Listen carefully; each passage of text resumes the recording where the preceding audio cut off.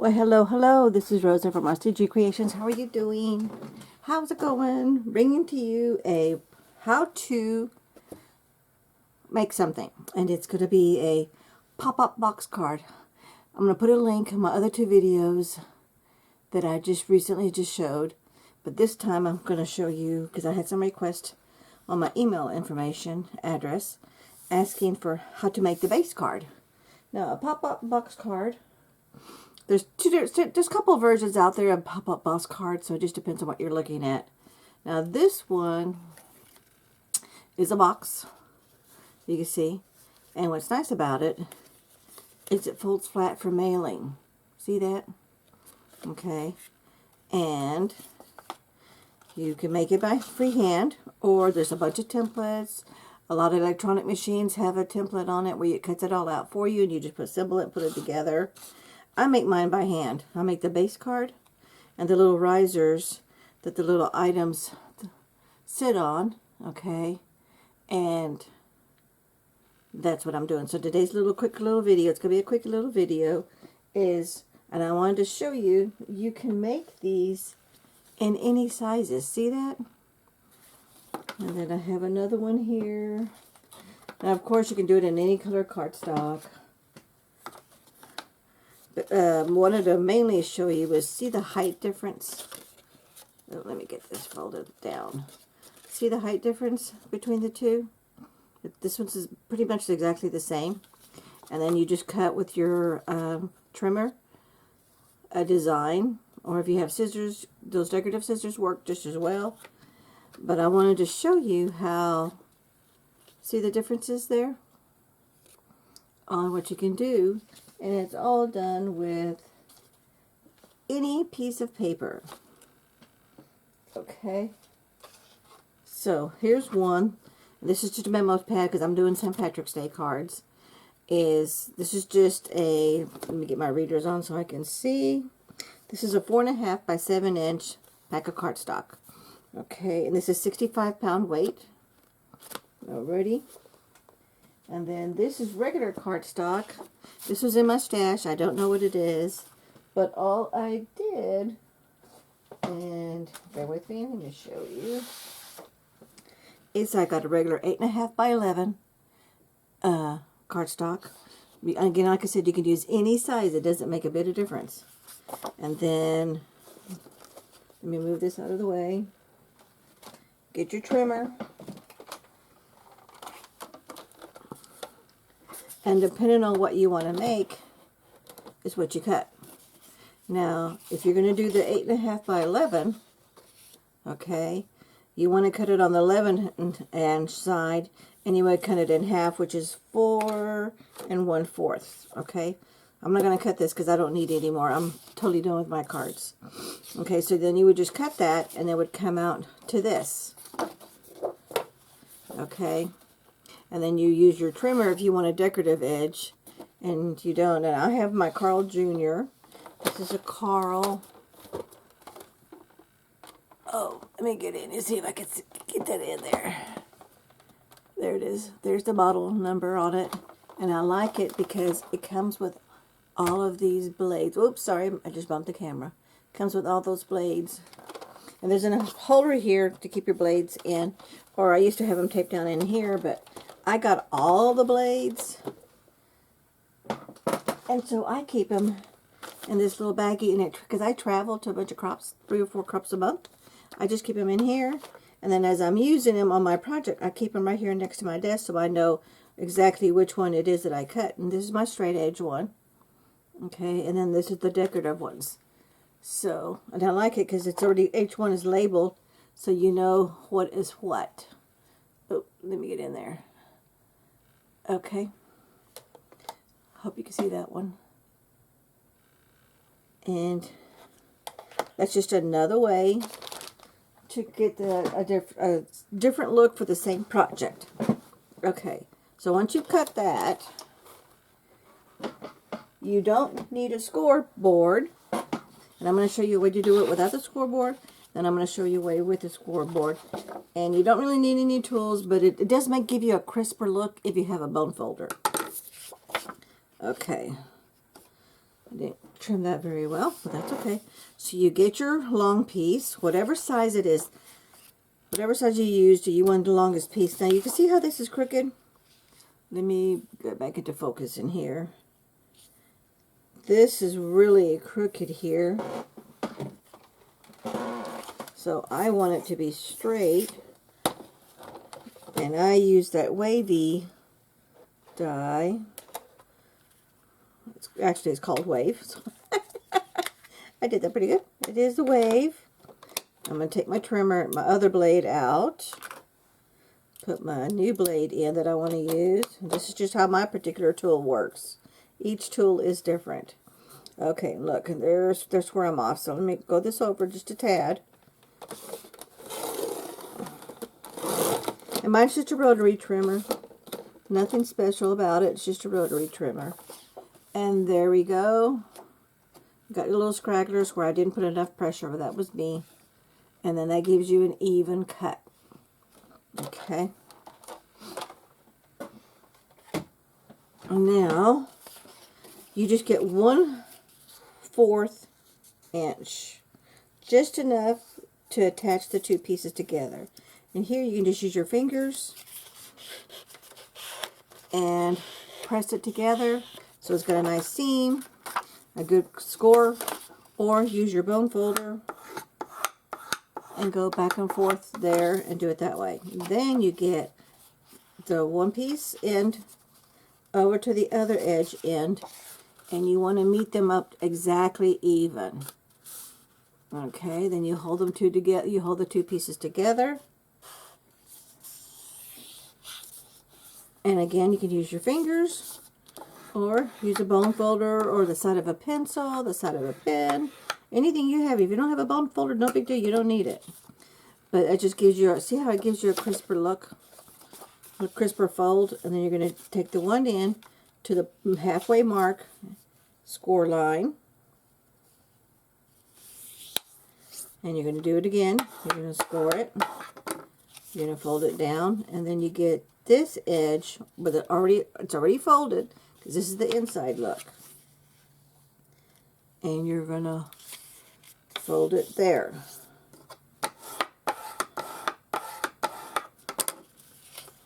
And that's the beginning of your box. See that? Now, you don't need, again, like I said, you don't really need a score tool, but you want to measure it out. And you decide how much of a flap that you want for the to open box, the flaps. Or some people even do it with no flaps at all. And they just put their risers on here and it's just a box with no flaps. I personally think it's cuter to have the little flaps. But it's your personal choice how you want to do it. So I always make all mine with the flap. Now, if you don't have a scoring tool, that's okay. I'm showing you a way to do it. You want to get it on use a ruler. If you don't have a ruler, you could use a pencil if you don't have anything to measure with. And then measure, but I'm going to go ahead and use this. Here's my T-square. And I want to have a straight line. And because this is a small card, it's going to have a small little, it's going to have, let me move this up so I want to make sure that I'm even. And I'm measuring, my card is lined up straight with my lines on my mat. Oops. And flushed against the paper. And I think because of this size, that's going to be a good enough score. And then I just use a stylus. You can use the tip of a pen, but not the bulb, not the ink part. Make sure to retract the pen, and then use the tip of the pen as your stylus. Okay. You can also use this, but be careful because it's going to give you a score mark, and I'm going to show you. But you want to be careful because this will poke through your paper depending on the weight of your paper. And can you see that? There's a very faint score line. I can definitely see it in person for sure. It'd be kind of hard for you to probably see it on the camera, but there is a score line right there. Okay, so you can use that and then use it to fold. And in fact, I'll just do it on here just to show you. So I'm going to just fold it right there on that little score line. And like I said in the beginning of the video, this is a way you can do this with no tool, basically no tools. You're still going to need some basics like scissors, a trimmer, adhesive, but you don't need any major tools like an electronic cutting machine. And see, there you go. And then I'm just using my fingers, and then I'm going to measure this out. Yep, that's pretty darn good. And I just, because I have my bone folder, I want a crisper look, but you don't necessarily have to have it. And then you're going to get your scissors, and you're going to trim. I always just use this as the back end because this is where my fold piece is going to go. That just makes it easy for me to remember all the time. And you want to cut all the way to the right to the edge of the score, that score line. Okay.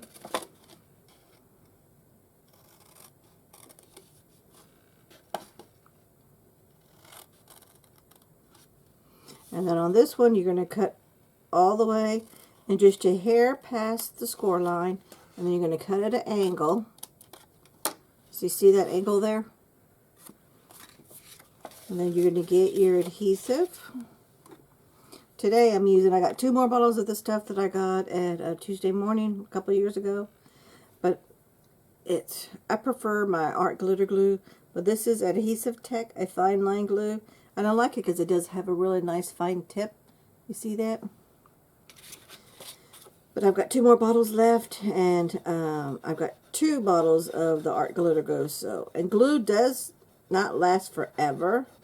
It lasts for quite some time, at least a year or 2. I don't know about 2, but I know it lasts about a year. Because it will dry up on you. And I like it. I just like this one because it's liquid. So whenever I'm doing something that I'm going to be moving around, I like to use wet glue. You can use it like an ATG gun or your regular adhesive rolls, whatever. That's fine. Or even just freehand, just regular tape. That's what you have, double-sided tape. Then use that. But again, you use what you've got. Don't go to extra efforts of having to feel like you have to buy extra stuff. Okay, and because this is wet glue, it's going to move on you. Because it gives you time to maneuver with it, put it where it needs to go. And I'm just lining it up on the box. I'm holding it down. I'm able to move it so it's an even, flush square. And then I'm going to push this together. Because this is wet glue, it has to sit for a few seconds. About a minute or 2. Okay, and this will dry clear, so you don't have to worry about too much about it. Now, on this green paper, because I think this is my Recollections paper. I think it's from Michael's. I forget if it's Michael, Joann's, or Hobby Lobby. Those are my only 3 local stores that are in my neighborhood that I normally travel. Now, I do order some cardstock from on the internet, but it's got to go be a El Cheapo Rosa here. It's got to be a good price for me to buy it. And then feel free to fold it to give yourself some extra sharpness to the crisp fold. And there you go. There's your little box. Then you take your folded flaps, fold it down,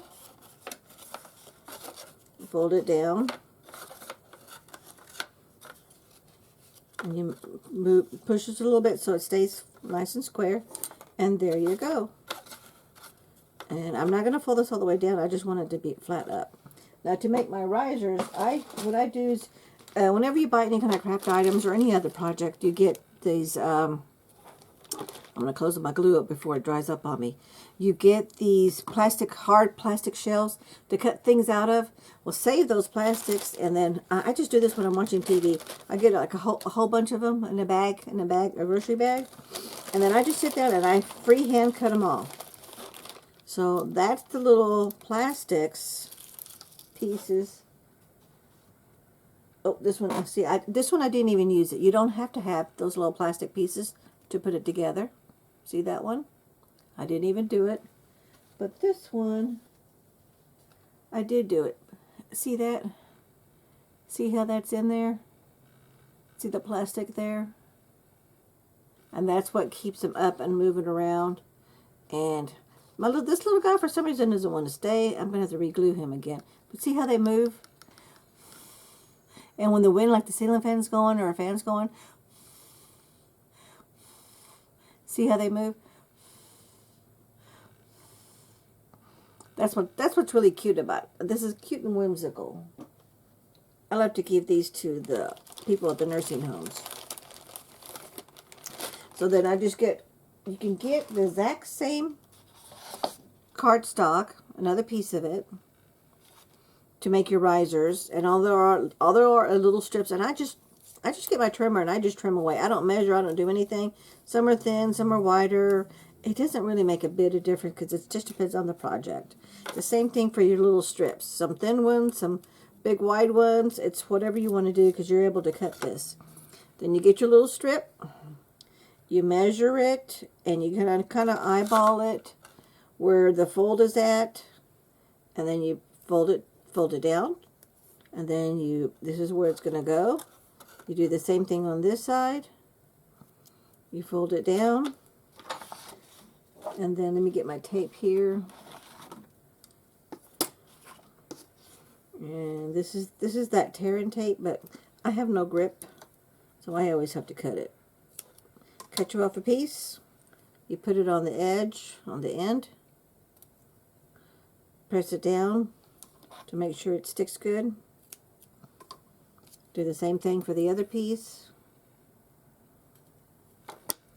I'm looking at my time because I'm doing this, or I got up early. I gotta go to work. Okay, and then you can just peel this backing tape off. And then you can decide where you want to maneuver this, however you want to do it. This is the back, so I like to have it facing me. I always start from the back forward. It just makes my life a lot easier putting this together. Now, a lot of people, I've seen this, where they actually line it up and put it together before they put this on here. For me, it doesn't work because I like to go up and down. It just depends, and sometimes I'll change my die cut around. And I go, I don't want to use them on this project. I'll use them on another one. And then you just want to press down to make sure the adhesive sticks good. And I'm just pressing down to making sure the adhesive stays good. And it's on there nice and snug, which it is. And then there's that first riser. Now I'm going to get another one because for these small boxes, I tend to, if you make the bigger, wider ones, of course you need more of these risers. But for these, I just tend to assume to be enough, but you could do 3. Let's see, I did that one. I just did 2. See there's 2 risers on that one. Okay, this one's 2 also. See, it's only 2 on that one. Sorry about that. But I'm going to add some photos of the ones that I already did. And you'll see those other photos on the. They're gonna be clipped onto the video. Because that was on another video. And you can see where some of those already had 3 risers. And it just depends on how full your. Because I've done real silk flowers. I've done other die cuts. It just depends on how full it is. If you want 1, 2, or 3, 4, or 5, you can make as many risers as you want. It's whatever. This is definitely using your creativity and your imagination. That's another reason why I like crafting. For me, it's relaxing, especially after a long day at work. Make supper, unless it's hubby's turn to cook, which I voted it's his turn to cook. But no, I really do enjoy cooking. I really am enjoying it. And then I'm just going to add that there. And I'm going to add another little piece just because I want to make sure that it's all the way to the very edge. There we go.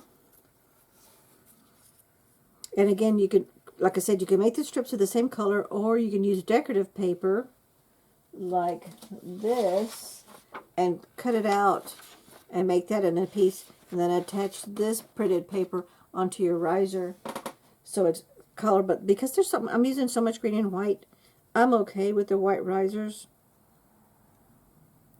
But you can, that's just another tip on, you can cover these up with printed paper. You can ink them if you want to ink them. I've done that too. It just depends on the look that you're going with. And then you can put this way, or you can put it this way. It's totally up to you. And this one, I think I am going to do it this way, because I am almost out of my die cuts. I made 10, 11, 12, 13. I made 16 of these box cards. Took me like 2 days to cut out all the die cuts on my Cricut. Fussy cut all the clip art that I printed on my from Google. I don't sell my product. I don't sell my stuff, so I have no. I don't have a problem with copyright because I'm not selling it. I'm giving these to just friends and family members. Is what I'm doing, and then that's what your risers look like. And of course, if you had more, it'd be a lot different. And if you were going to do more, you definitely want to make these little points a lot shorter, so you have more space in between, because you got to give yourself space to see everything. Okay, so let me move this out of the way. And then here, I'm going to do this one for the great-grandson. He likes Mickey. And this is just plain clip art. That's all this is.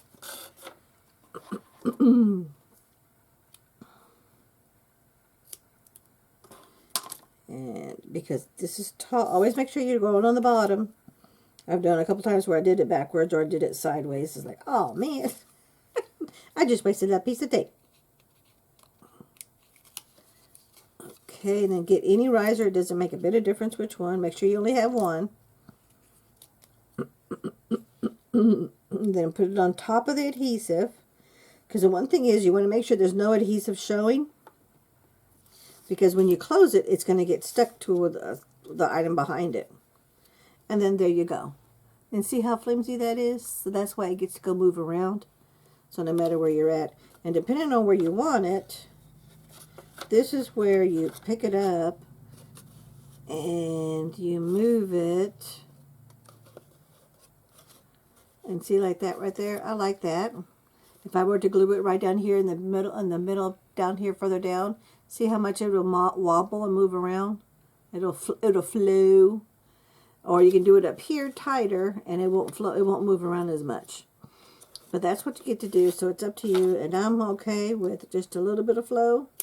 So I'm just going to cut that. Save this piece. Don't throw it away because you're going to need it. You may not need it for this project, but you'll need it for something else, and I'll show you in just a few seconds. In a few minutes. Now I'm going to get a piece of tape. I'm going to put it on the very edge, very bottom edge of my my little strip, my little plastic strip. I'm going to take off my release tape. And remember I said I work from the back forward, but on this one, when it's something with this big, I always start with him first and then I go backwards. Just because I want to know, he's my focal point. The other pieces are my accent pieces. Okay. So, there he is. See that? Okay. Then we're going to repeat the same steps again for each one. And you line them up. Here's a little Minnie. Let's do her.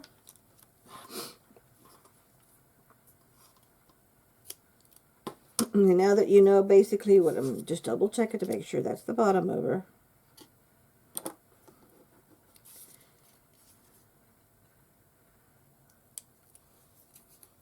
And you know that little piece that I just cut, where did I put it? I just had it. Oh, no, that's not it.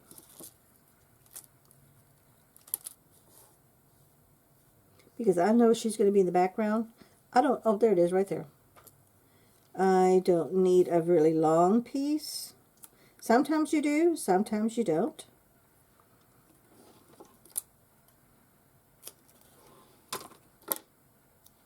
And you also need to decide, do you want this, do you want her to be in the front of the riser, or do you want her to put it in the back? And it's a personal choice, depending on what your project is that you're doing.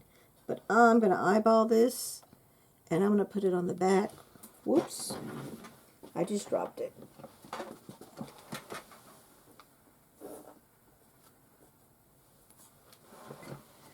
Okay, sorry about that. Now let me make, where did I say I was going to put it? Okay, so about right there. I usually just use my finger to let me know about where I'm going to stick it at. And there I go. And then there's my adhesive. And I'm going to, you want the adhesive to be on the riser itself. You don't want any exposed adhesive anywhere. Okay, then I'm just squishing them together to make sure the adhesive and the riser stick to each other, because it's it's paper. Okay, and then here's a little baby duck. I forget the name of this one. I know they all have names, but I forget the name of them. And all I did was just clip. I just put in Google clip art, St. Patrick's Day clip art, and you get all this stuff. Printed each one, a whole bunch of them, different sizes, because you get to change the sizes around. Where's my little pokey tool? On these little small ones, I like to use my little pokey tool to help me take the backing off. Because there's almost nothing much to grab onto. And then again, I'm repeating the same steps again as I did before. And then I'm going to decide, do I want it in the front? Do I want it in the back? Actually, this one I'm going to do in the front. And again, it just goes by, what kind of look do you want?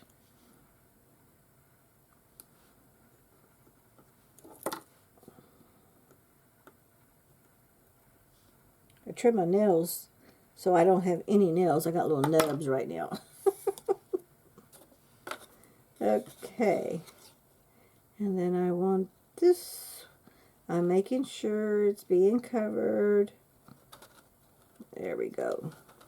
And you're able to, now I left off a piece of adhesive there. I messed up there, but that's okay, because I am going to take one of my little flowers, and these are just store-bought flowers, and I'm going to cover that piece of plastic a little bit, and I'm just going to use my double-sided adhesive tape. I'm going to go with what I have. I'm not going to worry about having anything extra. Put that there.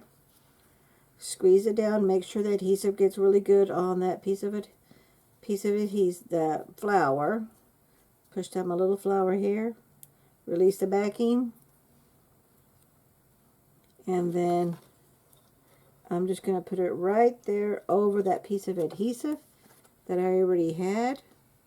Now here I'm going to show you this. Here's a piece of adhesive that went over, that's not covered by this little plastic. You get your embossing powder. If you can get one of these, it's really great because it's got the brush. But if not, you just get some powder, put it on your finger and dab it on there.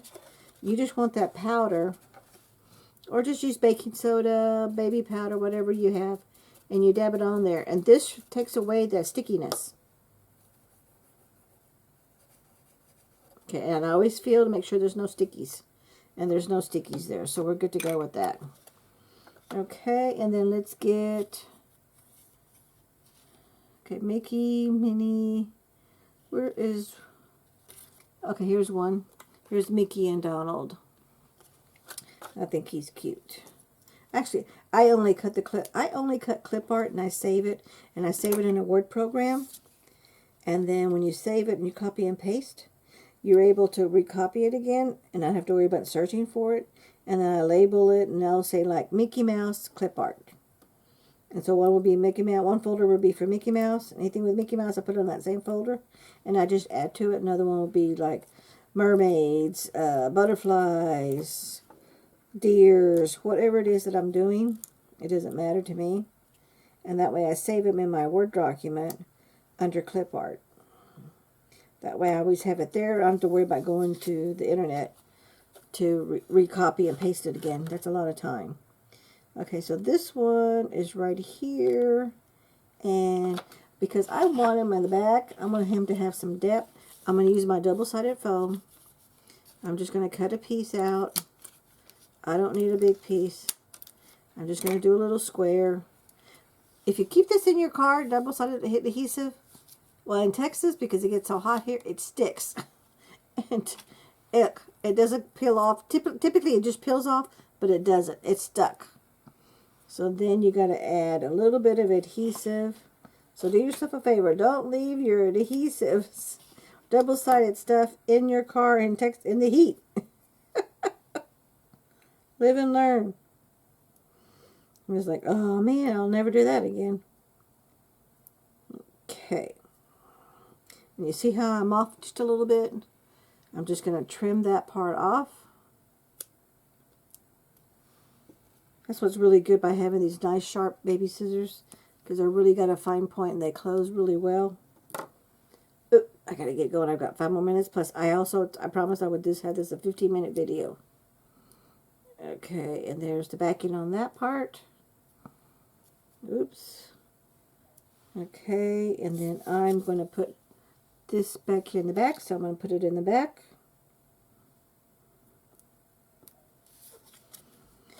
And then this is going to be in the back.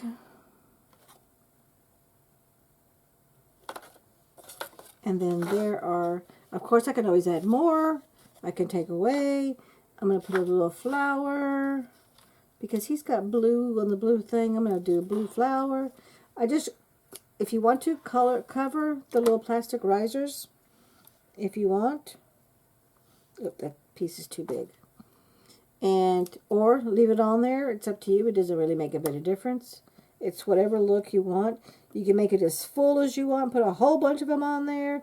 Because most people are going to take a look and they're going to turn it around. They're going to look at the sides. They're going to move this around. I mean, every time I give one, the person that I give the recipient always does this. And they're looking at everything. So you can make it as busy or as plain. Simple, 1, 2, however you want to do it. And I'm just going to put a flower right here to cover up that double-sided foam that I used to put him on there so he stands out a little bit. And see there? And then there is that. And you can leave it just the way it is like that, or you can decorate it, but I'm out of time because I got to go to work. So I'm going to come back and we'll finish this video. Thank you. I'll be back.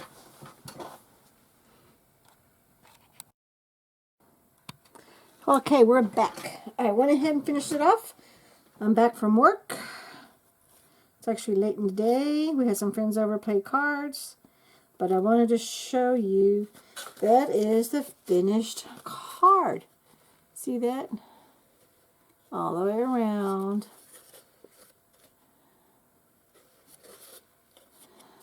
I chose not to put anything on the back because I just didn't want to.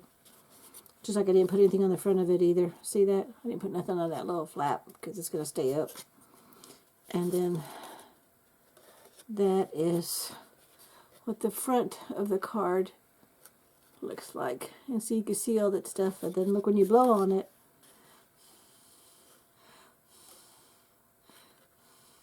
See that I'll move it. These little plastic clamshells. You can cut them and slice them in pieces. That's what gives them the little flimsy look. And they're able to move around and go gently sway in the breeze.